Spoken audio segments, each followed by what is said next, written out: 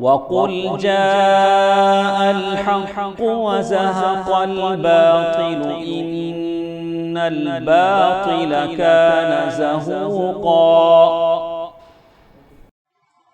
إن الحمد لله نحمده ونستعينه ونستغفره ونعوذ بالله من شرور أنفسنا ومن سيئات أعمالنا من يهده الله فلا مضل له ومن يضلله فلا هادي له وأشهد أن لا إله إلا الله وحده لا شريك له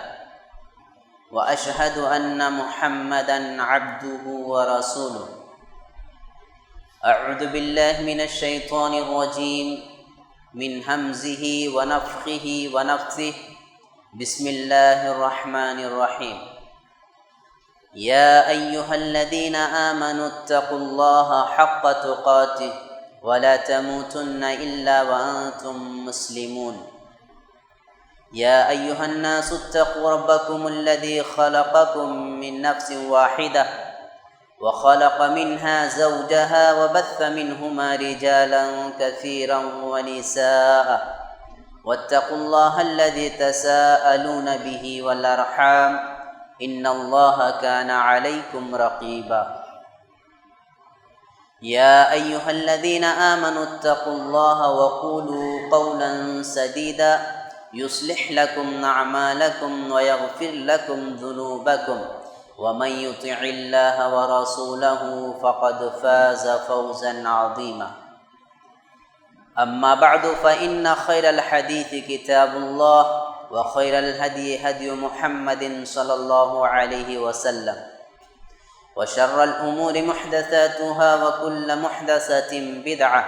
وكل بدعة ضلالة وكل ضلالة في النار وقال عز وجل أعوذ بالله من الشيطان الرجيم بسم الله الرحمن الرحيم ومن يطع الله ورسوله يدخله جنات تجري من تحتها الأنهار خالدين فيها وذلك الفوز العظيم۔ تمام قسم کی تعریفات، کبریائی اور بڑائی اس اللہ وحدہ لا شریک کے لیے لائق و سازوار ہے جس نے اس دنیا کو اور اس کے اندر موجود ساری چیزوں کو صرف اور صرف 6 دنوں میں پیدا کیا۔ لاکھوں درود و سلام ہو اللہ کے تمام برگزیدہ بندوں پر، خصوصاً میرے اور آپ کے آخری نبی جناب محمد رسول اللہ صلی اللہ علیہ وسلم پر، جن کی کوششوں سے اسلام ہم تک پہنچا اور آج ہم اسلام کے سائے تلے اپنی زندگی بسر کر رہے ہیں۔ خطبہ مسنونہ کے بعد قرآن مجید کی ایک آیت آپ کے سامنے تلاوت کی گئی۔ اللہ تبارک و تعالی اس آیت کے اندر ان لوگوں سے خطاب کر کے کہہ رہا ہے جو اللہ اور اس کے رسول کی اطاعت کرتے ہیں۔ اللہ نے کہا وَمَن يُطِعِ اللَّهَ وَرَسُولَهُ يُدْخِلْهُ جَنَّاتٍ تَجْرِي مِن تَحْتِهَا الْأَنْهَارُ خَالِدِينَ فِيهَا، کہ جو لوگ اللہ اور اس کے رسول کی اطاعت و فرما برداری کرتے ہیں، ان کی باتوں کو مانتے ہیں، ان کا کہنا مانتے ہیں، يُدْخِلْهُ جَنَّاتٍ تَجْرِي مِن تَحْتِهَا الْأَنْهَارُ خَالِدِينَ فِيهَا، اللہ تبارک و تعالی انہیں ایسی جنت کے اندر داخل کرے گا جس کے نیچے سے نہریں بہہ رہے ہوں گے، خالدین فیہا، اور جس جنت کے اندر وہ ہمیشہ ہمیش رہیں گے، کبھی اس جنت سے وہ نکالے نہیں جائیں گے۔ وَذَلِكَ الْفَوْزُ الْعَظِيمُ، اللہ نے کہا کہ جنت کے اندر داخل ہو جانا یہی انسان کے لیے قیامت کے دن سب سے بڑی کامیابی ہوگی۔ محترم بھائیوں، اس دنیا کے اندر نبی کریم صلی اللہ علیہ وسلم کو ہم میں سے کسی نے نہیں دیکھا، نبی کریم صلی اللہ علیہ وسلم کے ساتھ ہم میں سے کسی کو اٹھنے بیٹھنے کا موقع اور یہ سعادت نصیب نہیں ہوئی۔ اس دنیا کی صرف ایک ایسی جماعت ہے جنہیں اللہ تبارک و تعالی نے اس دنیا کے اندر نبی کریم صلی اللہ علیہ وسلم کے ساتھ اٹھنے بیٹھنے کا موقع عطا فرمایا۔ اللہ تبارک و تعالی نے انہیں نبی کریم صلی اللہ علیہ وسلم کا دیدار نصیب فرمایا۔ اللہ تبارک و تعالی نے انہیں نبی کریم صلی اللہ علیہ وسلم کے ساتھ اپنا شب و روز گزارنے کا موقع عطا فرمایا، اور وہ جماعت صحابہ کرام رضوان اللہ علیہم اجمعین کی جماعت ہے جنہیں یہ سعادت نصیب ہوئی، اللہ نے یہ موقع عطا فرمایا۔ لیکن صحابہ کی جماعت کے علاوہ اس دنیا کے اندر کسی کو بھی نبی اکرم صلی اللہ علیہ وسلم کے ساتھ اٹھنے بیٹھنے اور نبی کریم صلی اللہ علیہ وسلم کو دیکھنے کا موقع نہیں ملا۔ لیکن اللہ تبارک و تعالی نے ایک ایسی جگہ کو مقرر کیا ہے، اگر ایک مومن اس جگہ کا حقدار بن جاتا ہے، اس جگہ میں داخل ہو جاتا ہے، تو انشاءاللہ اللہ تبارک و تعالی انہیں نبی کریم صلی اللہ علیہ وسلم کے ساتھ اٹھنے بیٹھنے کا موقع عطا فرمائے گا، اور انہیں نبی کریم صلی اللہ علیہ وسلم کا دیدار بھی نصیب فرمائے گا۔ اور وہ جگہ ہے جنت۔ جنت ہی ایک ایسی جگہ اب باقی رہ گئی ہے جہاں ہم نبی کریم صلی اللہ علیہ وسلم کو دیکھ سکتے ہیں، جہاں ہماری آنکھیں نبی کریم صلی اللہ علیہ وسلم کا دیدار کر سکتی ہے، اور جہاں ہمیں نبی کریم صلی اللہ علیہ وسلم کے ساتھ اپنا شب و روز گزارنے کا موقع مل سکتا ہے۔ ہمارا یقین ہے کہ جو بھی توحید پر اس دنیا سے جائے گا، جس کا انتقال بھی کلمہ توحید پر ہوگا، اللہ تبارک و تعالیٰ انہیں جنت کے اندر داخل کرے گا۔ شرط یہ ہے کہ اس کی زندگی کے اندر شرک نہ ہو، شرک یا کام نہ ہو۔ اگر شرک ہے تو پھر جنت کے اندر نہیں جا سکتا ہے، وہ جنت سے محروم ہو جائے گا۔ لیکن جس کی زندگی کے اندر شرک نہیں ہے، اللہ تبارک و تعالی اگر وہ توحید پر مرا ہے، ایک مسلمان بن کر مرا ہے، تو انشاءاللہ وہ ضرور بضرور جنت کے اندر داخل ہوگا۔ لیکن جنت کے اندر جانے کے بعد کیا ہر ایک کو نبی کریم صلی اللہ علیہ وسلم کو دیکھنے کا موقع ملے گا؟ ہر انسان کو، ہر جنتی کو نبی اکرم صلی اللہ علیہ وسلم کے ساتھ اٹھنے بیٹھنے کا موقع ملے گا؟ تو نہیں۔ کچھ ایسے اعمال ہیں، کچھ ایسے کام ہیں، اگر ایک انسان ان تمام کاموں کو بجا لائے گا، اس پر عمل کرے گا، اس کے مطابق اگر اپنی زندگی گزارے گا، تو یقیناً اللہ تبارک و تعالی جنت کے اندر داخلے کے ساتھ ساتھ انہیں یہ بھی سعادت اللہ تبارک و تعالی عطا کرے گا کہ وہ نبی کریم صلی اللہ علیہ وسلم کے ساتھ رہیں گے، نبی کریم صلی اللہ علیہ وسلم کو دیکھنے کا موقع ملے گا، نبی کریم صلی اللہ علیہ وسلم کے ساتھ اٹھنے بیٹھنے کا موقع ملے گا۔ یقیناً یہ بہت بڑی سعادت ہے، اور ایسا انسان بڑا ہی خوش نصیب انسان ہوگا۔ تو آج کے خطبے میں ہم انہی اعمال کے بارے میں جانیں گے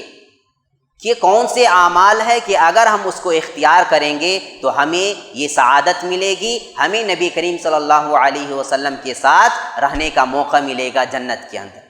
سب سے پہلا کام اور سب سے پہلا عمل نبی کریم صلی اللہ علیہ وسلم سے سچی محبت کرنا۔ آپ صلی اللہ علیہ وسلم سے سچی محبت یہ جنت کے اندر داخلے کے ساتھ ساتھ نبی کریم صلی اللہ علیہ وسلم کی صحبت بھی انسان کو نصیب ہوگی، نبی کریم صلی اللہ علیہ وسلم کے ساتھ اٹھنے بیٹھنے کا موقع ملے گا۔ سچی محبت اس لیے کہہ رہا ہوں کہ آج نبی کریم صلی اللہ علیہ وسلم سے محبت کا دعویٰ کرنے والا آپ کو بہت سارے لوگ ملیں گے۔ بہت سارے لوگ اپنی زبان سے یہ کہیں گے کہ ہم نبی کریم صلی اللہ علیہ وسلم سے محبت کرنے والے ہیں، اور ان کا دعویٰ دلیل یہ ہوتا ہے کہ وہ یہ کہتے ہیں کہ ہم نبی کریم صلی اللہ علیہ وسلم کی تاریخ پیدائش مناتے ہیں، اور اس کے علاوہ بہت ساری ایسے کام کرتے ہیں جو ہمارے لیے نبی کریم صلی اللہ علیہ وسلم سے محبت کرنے کی دلیل ہے۔ سچی محبت کا مطلب یہ ہوتا ہے کہ آپ اللہ کے نبی کی اتباع کریں، نبی کی اطاعت و فرما برداری کریں۔ نبی اکرم صلی اللہ علیہ وسلم نے جن چیزوں سے ہمیں منع کیا ہے اپنے آپ کو ان چیزوں سے دور رکھنا، اور جن چیزوں کو اللہ کے نبی نے کرنے کے لیے کہا ہے، جن چیزوں کو اللہ کے نبی نے کرنے کے لیے کہا ہے ان چیزوں کو بجا لانا اور اس پہ عمل کرنا، یہی نبی کریم صلی اللہ علیہ وسلم سے محبت کرنے کا صحیح طریقہ ہے، اور یہی سچی محبت ہے۔ اگر اس کے برخلاف آپ کچھ ایسے کام کرتے ہیں جو نبی کریم صلی اللہ علیہ وسلم نے کرنے کا حکم نہیں دیا ہے، تو آپ کتنا بھی اس کام کو کر لیں، آپ صحیح معنوں میں نبی سے محبت کرنے والے نہیں ہوں گے، اور نہ آپ کو جنت کے اندر نبی کریم صلی اللہ علیہ وسلم کی صحبت نصیب ہوگی، اور نہ آپ کو نبی کریم صلی اللہ علیہ وسلم کو دیکھنے کا موقع ملے گا۔ ایک صحابی نبی کریم صلی اللہ علیہ وسلم کے پاس آیا اور اس نے کہا، اے اللہ کے نبی صلی اللہ علیہ وسلم، قیامت کب آئے گی؟ متی الساعہ یا رسول اللہ، اے اللہ کے رسول قیامت کب آئے گی؟ نبی کریم صلی اللہ علیہ وسلم نے اس صحابی سے پوچھا، وما اعددت لها، تم قیامت کے بارے میں سوال کر رہے ہو کہ قیامت کب آئے گی، قیامت کب قائم ہوگی، بتاؤ ذرا، جس قیامت کی تم اتنی شدت سے انتظار کر رہے ہو اور جس قیامت کے بارے میں تم سوال کر رہے ہو، اس قیامت کے لیے تم نے آخر کیا تیار کیا ہے، تم نے کیا تیاری کی ہے قیامت کے لیے؟ قیامت جب قائم ہوگی تو سارے لوگ اللہ کے سامنے جمع ہوں گے، اللہ کے سامنے جمع ہو کر اپنے 60 سالہ 70 سالہ زندگی کا حساب و کتاب دینا ہوگا، بتاؤ تم اس کے لیے کچھ تیار کیے ہو؟ اس صحابی نے کہا، اے اللہ کے رسول صلی اللہ علیہ وسلم، میں نے تو اس کے بارے میں سوچا نہیں، البتہ ایک کام تو ضرور کیا ہوں اس دنیا کے اندر رہ کر کہ میں اللہ اور اس کے رسول سے سچی محبت کرتا ہوں، میں اللہ اور اس کے رسول سے سچی محبت کرتا ہوں۔ تو ان کا یہ مطلب نہیں تھا کہ وہ زبان سے کہہ رہے تھے کہ میں اللہ اور اس کے رسول سے سچی محبت کر رہا ہوں، نہیں،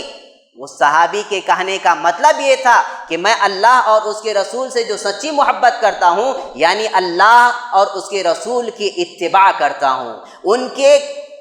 حکم کو مانتا ہوں، وہ جو کرنے کے لیے کہا ہے وہی کرتا ہوں، اور جن چیزوں سے اللہ اور اس کے رسول نے منع کیا ہے اس سے اپنے آپ کو دور رکھتا ہوں۔ یہ محبت میں نے اپنی زندگی کے اندر اللہ اور اس کے رسول سے کی ہے۔ اللہ کے نبی صلی اللہ علیہ وسلم نے کہا کہ اگر تم نے واقعی یہ کام کیا ہے تو کل جنت کے اندر تمہارا حشر انہی لوگوں کے ساتھ ہوگا جن سے تم محبت کرتے ہو، یعنی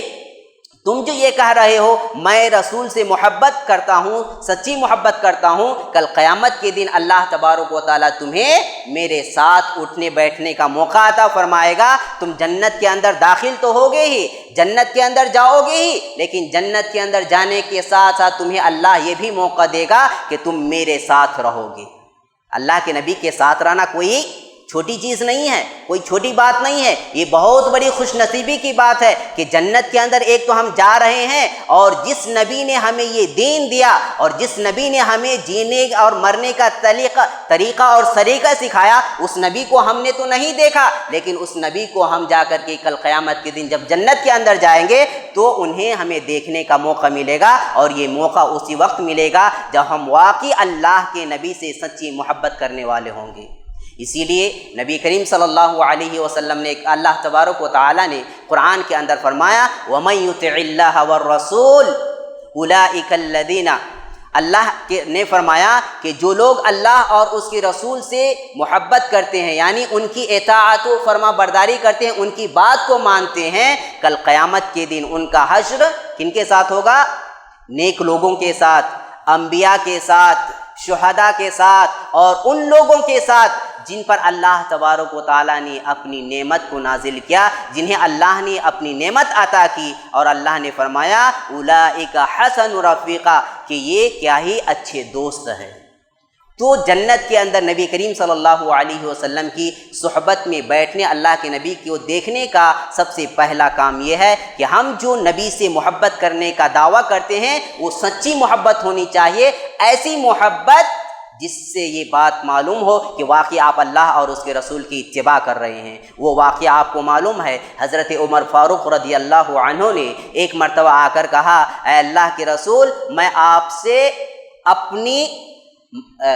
میں نے دنیا کی تمام چیزوں سے آپ سے محبت کرتا ہوں، دنیا کی تمام چیزوں سے سب سے زیادہ آپ سے ہی میں محبت کرتا ہوں، اپنی جان سے بڑھ کر نہیں کرتا ہوں۔ اللہ کے نبی نے کہا، عمر ابھی تمہارا ایمان مکمل نہیں ہوا ہے۔ یہ سنتے ہی حضرت عمر فاروق نے کہا، اے اللہ کے رسول، میں اپنی جان سے بھی زیادہ آپ سے محبت کرتا ہوں۔ اس کو کہا جاتا ہے محبت، کہ ایک بات اللہ کے نبی کی آ جائے تو پھر اس پر عمل کر کے ہی رہنا چاہیے، اس کے سلسلے میں کوئی اور ادھر ادھر کی باتیں نہیں۔ ایک حکم اللہ کے نبی کی آ جائے کہ یہ حرام ہے، یہ اللہ کے نبی نے نہیں کیا ہے، تو اس سے اپنے آپ کو دور رکھ لینا، یہی اللہ کے رسول سے سچی محبت ہے۔ دوسرا عمل جس کو اختیار کرنے سے ہمیں جنت کے اندر اللہ کے نبی کے ساتھ رہنے کا موقع ملے گا، وہ ہے اچھے اخلاق۔ کیا؟ اچھے اخلاق۔ اخلاق کیا ہے؟ اخلاق کس کو کہا جاتا ہے؟ تو دیکھیے، ایک بات زندگی کے اندر یاد رکھیے، اخلاق آپ کی زبان، آپ کی گفتگو، آپ کا لوگوں کے ساتھ اٹھنا بیٹھنا، آپ کی پڑوسیوں کے ساتھ آپ کا معاملہ، آپ جن کے ساتھ زندگی گزارتے ہیں ان کے ساتھ آپ کا اٹھنا بیٹھنا، یہ ساری چیزیں آپ کے اخلاق کو ظاہر کرتی ہے۔ یہ ساری چیزیں آپ کے اخلاق کو ظاہر کرتی ہے۔ آپ جب کسی سے بات کرتے ہیں اور اپنی زبان سے کوئی لفظ نکالتے ہیں تو یہ لفظ اور یہ آپ کی یہ بات اور بات کرنے کا طریقہ اور سلیقہ یہ ڈیسائیڈ کرتا ہے کہ آپ کس اخلاق کے آدمی ہیں، آپ کیسے انسان ہیں۔ آپ کے بارے میں آپ کی زبان لوگوں کی نظر میں یہ ڈیسائیڈ کرتا ہے کہ یہ انسان کتنا اچھا ہے، یہ انسان معاشرے کے اندر ان کا کیا مقام و مرتبہ ہے، لوگوں کے ساتھ ان کا کیا معاملہ ہوگا۔ صرف آپ کی زبان ہی آپ کے اخلاق کوئی ترازو میں رکھ کر وزن کرنے کی چیز نہیں ہے کہ آپ کسی انسان کے اخلاق کو جانچنے کے لیے آپ ترازو کے اندر رکھ کر کے اس کو وزن کریں، نہیں، آپ کے اٹھنے بیٹھنے اور آپ کی گفتگو ہی یہ ڈیسائیڈ کرتی ہے کہ آپ کیسے آدمی ہیں، آپ کے اخلاق کیسے ہیں۔ اسی لیے اللہ کے نبی سے جب پوچھا گیا، اے اللہ کے نبی صلی اللہ علیہ وسلم، قیامت کے دن جنت کے اندر آپ کے سب سے زیادہ قریب کون ہوں گے؟ کن لوگوں کو آپ کے ساتھ رہنے کا موقع ملے گا؟ آپ کی نظر میں سب سے محبوب اور پسندیدہ انسان کون ہے؟ آپ کن کو سب سے زیادہ چاہیں گے؟ اللہ کے نبی صلی اللہ علیہ وسلم نے کہا، ان من احبکم واقربکم مجلسا یوم القیامت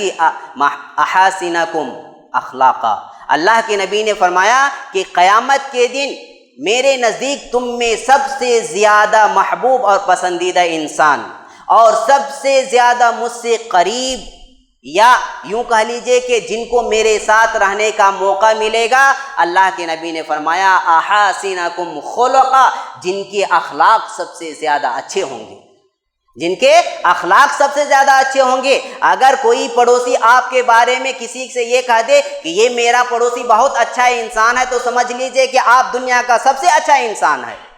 اگر آپ کے ساتھ رہنے والا کوئی انسان آپ کے بارے میں یہ کہہ دے کہ یہ بہت معاشرے کا سب سے اچھا انسان ہے، یہ انسان بہت ہی اچھے ہیں، تو سمجھ لیجئے کہ آپ سب سے اچھے انسان ہیں۔ معاشرے میں الگ الگ قسم کے لوگ ہوتے ہیں، ہر ایک کا نظریہ الگ ہوتا ہے، ہر ایک کے سوچنے کا انداز الگ ہوتا ہے۔ اگر معاشرے کا فرد آپ کے بارے میں یہ گواہی دے دے کہ یہ معاشرے کا سب سے اچھا انسان ہے، تو سمجھ لیجیے کہ آپ معاشرے کے اندر سب سے اچھے انسان ہیں اور آپ با اخلاق انسان ہیں۔ تو آپ کے اخلاق جتنے اچھے ہوں گے، آپ اتنے ہی نبی کریم صلی اللہ علیہ وسلم کے ساتھ کل قیامت کے دن قریب ہوں گے، اور آپ کو نبی کریم صلی اللہ علیہ وسلم کے ساتھ رہنے کا موقع ملے۔ تیسرا عمل جس کی وجہ سے کل قیامت کے دن ہمیں نبی کریم صلی اللہ علیہ وسلم کے ساتھ رہنے کا موقع ملے گا، نبی کریم صلی اللہ علیہ وسلم کی رفاقت ہمیں نصیب ہوگی، اللہ کے نبی کو دیکھنے کا موقع ملے گا، وہ ہے کثرت سے نوافل کی پابندی کرنا۔ کیا؟ زیادہ سے زیادہ نوافل کی پابندی کرنا۔ نفلی نماز کی پابندی جتنی زیادہ آپ کریں گے، آپ کو اللہ کے نبی کے ساتھ جنت کے اندر رہنے کا موقع ملے گا۔ ہمارا مسئلہ کیا ہے؟ فرض نمازی ہم سے ادا نہیں ہوتا ہے، فرض نمازی ہم ادا نہیں کر پاتے ہیں وقت پر، یا سرے سے ہی ہم فرض نماز کو پوری طرح سے ختم کر دیے ہوئے ہیں۔ یہ مسلم معاشرہ ہے، یہ مسلم معاشرہ ہے۔ ادھر آپ دائیں طرف دیکھیں تو مسلمان، بائیں طرف دیکھو تو مسلمان، یعنی چاروں طرف اگر آپ نظر اٹھا کر کے دیکھیں گے تو اس کو کہا جائے گا مسلم معاشرہ۔ مسلمانوں کی تعداد یہاں زیادہ ہے، لیکن مسلم معاشرے کے اندر کتنی مسجدیں ہیں؟ آپ دیکھیے، ایک چار مینار ہے، بازو میں اکبری مسجد ہے، ہماری حفیظیہ مسجد ہے، یعنی جگہ جگہ پر اتنی ہی دور میں اتنی چھوٹی سی جگہ میں کتنی مسجدیں ہیں، لیکن ساری مسجدوں کا جائزہ لے لو، نمازیوں کی کتنی تعداد ہوتی ہے؟ ایک صف، دو صف تو کب فجر نماز کے اندر ہو جاتی ہے، دو صف سے تو زیادہ مشکل ہی، مغرب میں زیادہ سے زیادہ 3 صف، ورنہ اکثر نمازوں میں آپ دیکھ لیجئے کہ 2 صف سے زیادہ نمازیوں کی تعداد نہیں ہوتی ہے، جبکہ یہ مسلم معاشرہ ہوتا ہے۔ چلیے، آپ ظہر کے اندر دوسری جگہ رہتے ہوں گے، آپ وہاں پڑھتے ہوں گے، اللہ عالم۔ عصر میں بھی آپ کام سے باہر رہتے ہوں گے، باہر پڑھ لیتے ہوں گے، اللہ جانتا ہے۔ مغرب کو بھی رکھ لیجئے، عشاء کو بھی رکھ لیجئے، لیکن فجر کی نماز میں آپ کہاں ہوتے ہیں؟ اپنے گھر کے اندر ہوتے ہیں۔ کہاں سوتے ہیں آپ؟ رات کہاں گزارتے ہیں؟ اپنے گھر کے اندر گزارتے ہیں۔ ذرا بتاؤ، فجر کی نماز کے اندر کتنے لوگ آ کر کے نماز ادا کرتے ہیں؟ کتنے لوگ با جماعت آ کر نماز فجر ادا کرتے ہیں؟ جس نماز کی اتنی بڑی فضیلت بتائی گئی کہ جو لوگ فجر کی نماز ادا کرتے ہیں، اللہ تبارک و تعالیٰ انہیں اس دن کی تمام تر پریشانیوں سے بچا لیتا ہے، وہ اللہ کی حفاظت میں آ جاتا ہے۔ جس نماز کے بارے میں کہا گیا کہ یہ نماز کل قیامت کے دن لوگوں کے لیے حجت بن کر کے آئے گی، لوگوں کے حق میں سفارش کرے گی، لیکن یہ مسلم معاشرے کے اندر مسلمانوں کی فجر نماز کے اندر اتنی تعداد دیکھیں گے تو کیا ہوگا؟ اللہ رب العالمین کی مار نہیں پڑے گی، اللہ رب العالمین کا عذاب نہیں آئے گا، اللہ تبارک و تعالیٰ دشمنوں کو ہم پر مسلط نہیں کرے گا، تو پھر کیا ہوگا؟ اسی لیے نبی کریم صلی اللہ علیہ وسلم نے اپنی قربت کا ایک ذریعہ یہ بتایا کہ اگر جنت کے اندر میری قربت چاہتے ہو، جنت کے اندر میرے ساتھ رہنا چاہتے ہو، تو تم کثرت سے نفل نماز کی پابندی کرو، کثرت سے نفل نماز پڑھا کرو، اللہ تبارک و تعالیٰ تمہیں یہ چیز عطا کرے گا۔ ایک صحابی کہتے ہیں، ربیعہ بن کعب الاسلمی کہتے ہیں کہ میں نبی کریم صلی اللہ علیہ وسلم کے ساتھ رہا کرتا تھا، اللہ کے نبی کی خدمت کرتا تھا، رات بھی میں اللہ کے نبی کے ساتھ ہی گزارا کرتا تھا۔ جب اللہ کے نبی صلی اللہ علیہ وسلم تہجد کی نماز کے لیے اٹھتے تو میں اللہ کے نبی کے لیے وضو کا پانی لا کر رکھا کرتا تھا، مسواک لا کر اللہ کے نبی کو دیا کرتا تھا، اور دوسری ضروریاتیں جو ہوتی تھی وہ بھی اللہ کے نبی کو میں لا کر کے دیا کرتا تھا۔ یعنی میں اللہ کی نبی کی خدمت کرنے کے لیے میں اللہ کے نبی کے ساتھ رات گزارا کرتا تھا، اللہ کے نبی کے ساتھ رہا کرتا تھا۔ کہتے ہیں ایک مرتبہ جب اللہ کے نبی تہجد کی نماز کے لیے اٹھے، اللہ کے نبی صلی اللہ علیہ وسلم کے لیے میں وضو کا پانی لے کر کے آیا، اللہ کے نبی صلی اللہ علیہ وسلم مجھ سے خوش ہو کر کے ایک دن مجھ سے کہا، اے ربیعہ بن کعب الاسلمی، آج تمہیں کیا مانگنا ہے مجھ سے مانگ لو، میں تمہیں وہ چیز عطا کر دوں گا۔ اگر وہیں ہم لوگ ہوتے تو آج کا جو ماحول ہے، دنیاوی ماحول، کہ ہر طرف لوگوں کا مطمع نظر اور لوگوں کا جو مقصد دنیا ہی مقصد ہو گیا ہے، اگر ہم اور آپ سے یہ کہا جاتا کہ بتاؤ آج تمہیں کیا چاہیے، جو مانگنا ہے مانگ لو، تو ہم سب سے پہلے دنیا کو ترجیح دیتے۔ لیکن اس صحابی سے جب اللہ کے نبی نے کہا، اے اللہ کے نبی، اے ربیعہ، تمہیں آج کچھ مانگنا ہے تو مجھ سے مانگو، میں تمہیں وہ دے دوں گا،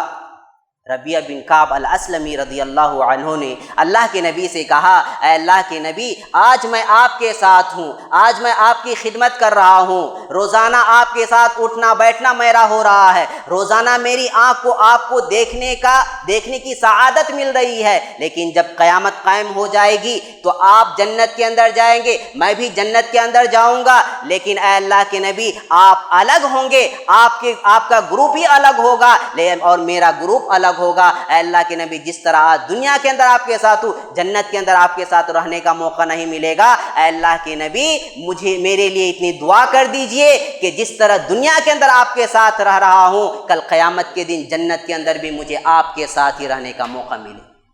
کیا جنت کے اندر آپ کے ساتھ رہنے کا موقع ملے؟ اللہ کے نبی نے کہا اور کچھ چاہیے؟ کہا کہ نہیں، مجھے صرف اتنی ہی چاہیے کہ جنت کے اندر آپ کی رفاقت مل جائے، آپ کی صحبت نصیب ہو جائے، آپ کے ساتھ اٹھنے بیٹھنے کا موقع مل جائے، آپ کو دیکھنے کا موقع مل جائے، بس اتنی دعا میرے لیے کر دیجئے۔ اللہ کے نبی صلی اللہ علیہ وسلم نے کہا کہ فَعِنِّي،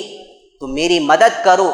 کس کے ساتھ؟ بکثرت السجود، میری مدد کرو زیادہ سے زیادہ سجدے کر کے۔ اب زیادہ سے زیادہ سجدے انسان کب کرے گا؟ جتنی زیادہ نفل نماز پڑھیں گے، جتنی زیادہ نفل کی پابندی کریں گے، جتنی زیادہ تہجد کی نماز کے لیے اٹھیں گے، اتنی زیادہ سجدے ہوں گے۔ تو کہنے کا مقصد یہ تھا کہ کثرت سے نوافل کی پابندی کر لو، اللہ تبارک و تعالیٰ تمہیں قیامت کے دن جنت کے اندر میرے ساتھ رہنے کا موقع عطا فرمائے گا۔ تو یہ تیسرا عمل ہے جو ہمیں کل قیامت کے دن جنت کے اندر اللہ کے نبی کے ساتھ رہنے کا موقع عطا فرمائے گا۔ چوتھا عمل، اللہ کے نبی صلی اللہ علیہ وسلم نے فرمایا، انا وکافل الیتیم ہاکذا، اللہ کے نبی نے فرمایا انا وکافل الیتیم ہاکذا، کہ جنت کے اندر میں اور یتیم کی کفالت کرنے والے، یتیم کا دیکھ بھال کرنے والے، ان کی پرورش کرنے والے جنت کے اندر اس طرح ہوں گے۔ اب یہ 2 انگلی ہے، آپ دیکھ لیجئے کتنی جگہ ہے، تھوڑی سی جگہ ہے۔ بتانا یہ مقصد تھا کہ جس طرح یہ دونوں انگلیاں ایک دوسرے سے بالکل قریب ہے، یتیم کا دیکھ بھال کرنے والا، ان کی کفالت کرنے والا، ان کی پرورش کرنے والا، ان کی دولت کا دیکھ بھال کرنے والا۔ آج تو مسئلہ بڑا گمبھیر ہو گیا ہے۔ کیا؟ اگر کسی بچے کا ماں باپ اگر بچپن میں گزر جاتا ہے، یا ماں باپ میں سے کوئی ایک بھی گزر جاتا ہے، اور ان کے خاندان میں اگر کوئی طاقتور ہوتا ہے، پیسے والا ہوتا ہے، اور اس بچے کا باپ اگر کچھ چھوڑ کر کے گئے ہوتے ہیں، تو اس کو بڑھانے کے بجائے اور ان کی اچھی دیکھ بھال کرنے کے بجائے آج مسئلہ یہ ہے کہ یتیموں کا مال ہڑپنے کی چکر میں رہتے ہیں، یتیموں کی مال کو دبانے کی چکر میں رہتے ہیں، کسی طرح ان سے ان کی جتنے بھی دولت یا ان کے ماں باپ چھوڑ کر گئے ہوتے ہیں اس کو دبانے کی فکر میں ہوتے ہیں۔ یہ بہت بڑا جرم ہے۔ اس کے برعکس اگر آپ ان کا دیکھ بھال کرتے ہیں اور ان کی جوان ہونے تک، بلوغت کی عمر تک اگر آپ ان کی دیکھ بھال کرتے ہیں، ان کی اچھی پرورش کرتے ہیں، تو آپ کو یہ فائدہ ملے گا، اللہ کے نبی کے ساتھ رہنے کا آپ کو جنت کے اندر موقع ملے گا۔ اسی طرح نبی کریم صلی اللہ علیہ وسلم نے فرمایا، من عال جاریتین حتی تبلغ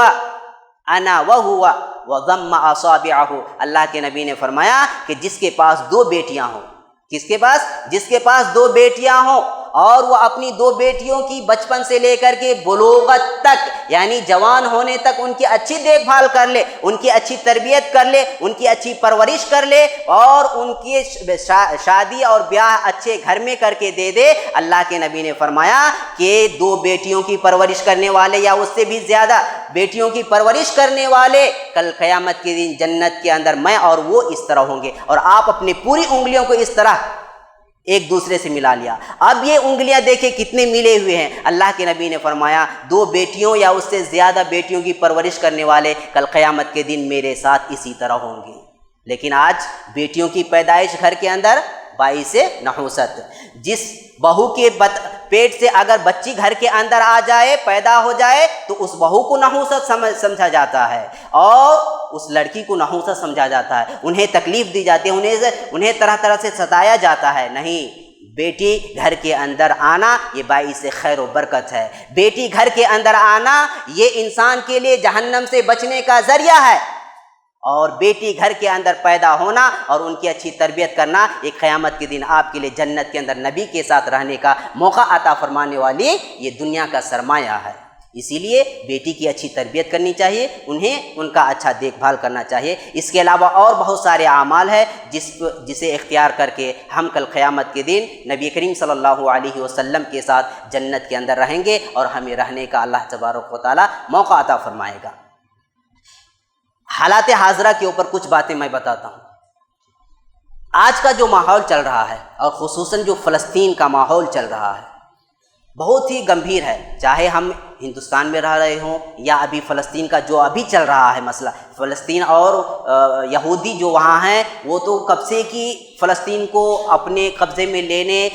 مسجد اقصیٰ کو اپنے انڈر میں لینے کے لیے کب سے کی کوشش کر رہے ہیں، لیکن آج بھی فی الحال جو ابھی وہاں لڑائی اور جنگ چل رہی ہے اور کتنے بے قصوروں کے جان جا رہے ہیں۔ محترم بھائیوں، یہ یہودی قوم جو ہے، یہودی قوم آج سے ہی نہیں، یہ روز اول سے ہی دنیا کی سب سے بدترین اور سب سے ذلیل قوم ہے۔ یہ دنیا کی سب سے بدترین اور سب سے ذلیل قوم ہے۔ روز اول سے دیکھ لو، قرآن نے کہا کہ یقتلون انبیاء بغیر حق، کہ یہ یہودی ایسی قوم ہے، اسرائیل ایسی قوم ہے جو انبیاء کو قتل کرتے تھے۔ اللہ تبارک و تعالیٰ جن کو توحید پھیلانے کے لیے بھیجتے تھے ان کو یہ قتل کر دیتے تھے، ان کو مار دیتے تھے، اور جب اللہ انہیں کوئی کام کرنے کا حکم دیتا تھا وہ کام نہیں کرتے تھے۔ یہ ہمیشہ مفاد پرست ہے، جب تک ان کو فائدہ ہے آپ کے ساتھ رہیں گے، جیسے ہی ان کا فائدہ آپ سے ختم ہو جاتا ہے یہ آپ کو لات مار کے بھگا دے گا۔ یہ فلسطین جب ہٹلر یہودیوں کو ایک طرف سے ختم کرتے ہوئے آ رہا تھا تو ہٹلر سے کچھ یہودی بچ گئے تھے، اور آج جو فلسطین کے اندر ہے وہی کچھ یہودی ہیں۔ یہ جب ان کو ہٹلر قتل کر رہا تھا اور یہ بھاگ کر کے جب کچھ یہودی بچ گئے اور انہیں سر چھپانے کے لیے کوئی جگہ نہیں ملی، جگہ جگہ پر یہ گئے، کہا کہ مجھے تھوڑی جگہ دے دو، میں پناہ لے لیتا ہوں، یہاں ہم لوگ زندگی بسر کر لیں گے۔ کوئی قوم ان کو جگہ نہیں دیے، کوئی نہیں ان کو جگہ دیے۔ یہ فلسطین میں جا کر کے پناہ مانگے، ان کو پناہ دیے، لیکن آج یہی فلسطین میں یہی یہودی جب ان کی سنکھیا کچھ بڑھ گئی ہے تو وہاں کی جو اصل باشندے ہیں ان کو ہی لات مار کر کے بھگانے کی کوشش کر رہے ہیں اور اس فلسطین پر یہ قبضہ کرنے کی کوشش کر رہے ہیں۔ تو یہ اچھی قوم نہیں ہے، یہ روز اول سے اسلام اور اسلام کے ماننے والوں کا دشمن رہا ہے اور ہمیشہ سے اسلام اور اسلام کو ختم کرنے کی ہمیشہ سے سازش کیے ہیں، اور آج بھی یہی مسئلہ چل رہا ہے۔ یہ بیت المقدس یہ ہمارا قبلہ اول تھا، بیت المقدس ہمارا قبلہ اول تھا، ہم اسی کی طرف اپنا رخ کر کے پہلے نماز پڑھ رہے تھے۔ نبی کریم صلی اللہ علیہ وسلم بھی نبی بنائے گئے تو کچھ مہینے تک آپ کو بیت المقدس کی طرف ہی قبلہ رخ کر کے نماز پڑھنا پڑا، اس کے بعد ہمارا قبلہ مسجد الحرام کو بنایا گیا اور اب ہم اس طرف رخ کر کے نماز پڑھتے ہیں، اس کو وہ قبضہ کرنے کی کوشش کر رہے ہیں۔ تو کہنا یہ ہے کہ ہمیں فلسطینیوں کے لیے دعا کرنی چاہیے اور اس سے سبق لے کے ہمیں اپنے آپ کو بھی سدھارنا چاہیے کہ ہمارا ہندوستان بھی یہاں ہم محفوظ اتنی نہیں ہے۔ اگر ہم اپنے آپ کو صحیح سے نہیں بدلیں گے، اگر اس سے عبرت حاصل کر کے اپنی زندگی کے اندر بدلاؤ نہیں لائیں گے، اگر ہم صحیح معنوں میں دیندار نہیں بنیں گے، اگر ہم اللہ سے قریب نہیں ہوں گے تو پھر ہمارا بھی کہیں نہ کہیں جا کر کے حشر یہی ہونے والا ہے۔ اسی لیے ہمیں اپنے آپ کو بدلنا چاہیے اور جو 2024 آنے والا ہے اس کے لیے ہمیں اپنے آپ کو تیار کرنا ہے کہ ہمیں کن کو ووٹ دینا ہے، کن کو ہمیں انتخاب کرنا ہے، کن کو سلیکشن کرنا ہے۔ مسلمان کا چہرہ دیکھ کر کے نہیں دینا ہے ووٹ، یا ہندوؤں کا چہرہ دیکھ کر کے ووٹ نہیں دینا ہے۔ آپ ایسے لوگوں کا انتخاب کریں گے اور ایسے لوگوں کو ووٹ دیں گے جو صحیح معنوں میں اس ہندوستان کے اندر رہنے والے سارے لوگوں کی سلامتی چاہتے ہیں، سارے لوگوں کو امن دینا چاہتے ہیں، چاہے وہ ہندو ہو، چاہے وہ مسلمان ہو، چاہے وہ کسی مذہب کا ماننے والا ہو، ہر ایک مذہب کا جو ریسپیکٹ کرنے والا ہے ان کو آپ ووٹ دے دیجئے، اور ایسے لوگوں کو آپ اس یہاں سے ختم کیجئے جو صرف ایک نظریہ رکھتے ہیں اور ایک نظریہ رکھ کر کے یہاں ہر ایک کو یہاں سے ختم کرنا چاہتے ہیں۔ ایسا مت سوچئے گا ووٹ دیتے ہوئے کہ یہ تو مسلمان ہے، یہ کھڑا ہوا ہے، ہم اس کو ووٹ دیں گے۔ نہیں، اپنا ووٹ کبھی بانٹنا نہیں۔ اگرچہ ایک مسلمان بھی کھڑا ہو رہا ہے اور آپ دیکھ رہے ہیں کہ ان کو ووٹ دینے سے میرا ووٹ بٹ رہا ہے تو آپ ان کو ووٹ نہیں دیں گے، آپ ان کو ووٹ دیں گے جو ایک مسلمان ہے لیکن ایک غیر قوم جو اچھے ہیں ان کے ساتھ مل کر وہ لڑ رہے ہیں۔ تو ایسے لوگوں کو جا کر کے آپ ووٹ دیجئے، تبھی چل کر کے آپ جو چاہتے ہیں اس کے اندر آپ کامیاب ہوں گے، ورنہ پھر سے ہم ناکام ہو جائیں گے۔ اسی لیے اکثر علماء یہی کہتے ہیں کہ آپ ایسے ہی لوگوں کو ووٹ کریں گے، اور یہی آج کل چل رہا ہے، جو دوسروں کے ساتھ، ایسے لوگوں کے ساتھ مل کر لڑتے ہیں جو اس ملک کی سلامتی چاہتے ہیں، یہاں کے باشندوں کو امن عطا کرنا چاہتے ہیں، اور یہاں کے دوسرے لوگوں کے ساتھ مل جل کر اپنی زندگی بسر کرنا چاہتے ہیں۔ اللہ تبارک و تعالیٰ سے دعا ہے کہ بار الہ ہم تمام کو اس دنیا کے اندر رہتے ہوئے نبی کریم صلی اللہ علیہ وسلم سے سچی محبت کرنے کی توفیق عطا فرمائیں۔ اللہ تبارک و تعالیٰ ہم تمام کو اس دنیا کے اندر زندگی بسر کرتے ہوئے ایسے اعمال کرنے کی توفیق عطا فرمائے جن سے ہم جنت کے اندر جانے کے ساتھ ساتھ نبی کریم صلی اللہ علیہ وسلم کے ساتھ رہنے کا ہمیں موقع ملے۔ اللہ تبارک و تعالیٰ ہم میں سے جو گنہگار ہیں ان کے گناہوں کی مغفرت فرمائے۔ اللہ ہم تمام کو نمازی بنائے، 5 وقتہ نماز کا پابند بنائے۔ اللہ ہمارے ملک کے اندر امن و امان کو قائم کرے۔ جہاں بھی مسلمان ستائے جا رہے ہیں اللہ تبارک و تعالیٰ ان تمام مسلمانوں کی حفاظت فرمائے۔ اللہ تبارک و تعالیٰ ہم میں جو پریشان ہیں ان کی پریشانیوں کو دور کرے، جو قرض دار ہیں اللہ ان کے لیے قرض ادا کرنے کے راستے ہموار کرے۔ اے اللہ ہماری گناہوں کی مغفرت فرما، اور جب ہمیں اس دنیا سے اٹھا تو اے اللہ ایمان اور کلمہ توحید لا الہ الا اللہ کے ساتھ اٹھا۔ آمین۔ السلام علیکم۔